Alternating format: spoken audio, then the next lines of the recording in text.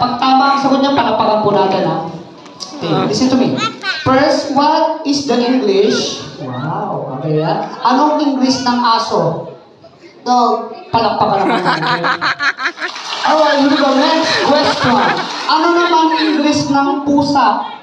Cat. Cat? Very good. Okay, bright siya, bright. Ano naman sa English ang bubuyo? Jollibee. Jollibee. Alright. Okay, Jollibee. Tama ba? Tama. Okay. Tama yun kasi si Jollibee bubuyog yun. Okay. Ano naman sa English ang baka? Corned beef. Corned beef. Yan. English mo ng baka ay corned beef. Very good. Okay. Ano naman sa English ang kabayo? Red horse. Red horse. Yan. English po ng kabayo ay red horse. Tama ba? Tama. Ano ba yun? May tama. Okay. Tama. Sige. Ano naman sa Tagalog na tayo? Magaling na sa English eh. Okay. Ano sa Tagalog ang Lucky Me?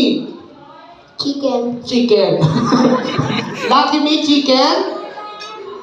Pansit canton. Pansit canton. Yan. Lucky Me chicken, pansit canton.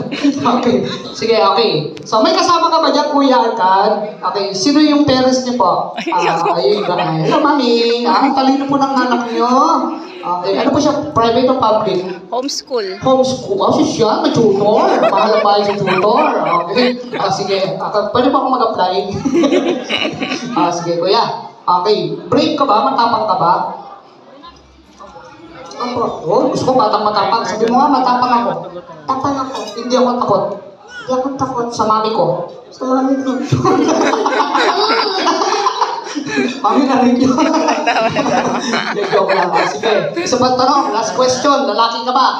Opo. Talaga lalaki? Opo. Lalaki. Opo. Ang lalaki. Opo. Ay! Ang lalaki. Ilan? Tatlo. Tatlo. Tatlo daw. May isa. Hindi, biro lang. Sige, akong bahala sa'yo. May prize ka sa akin. Magpumagic tayo. Palili pa rin ko siya. Okay. So,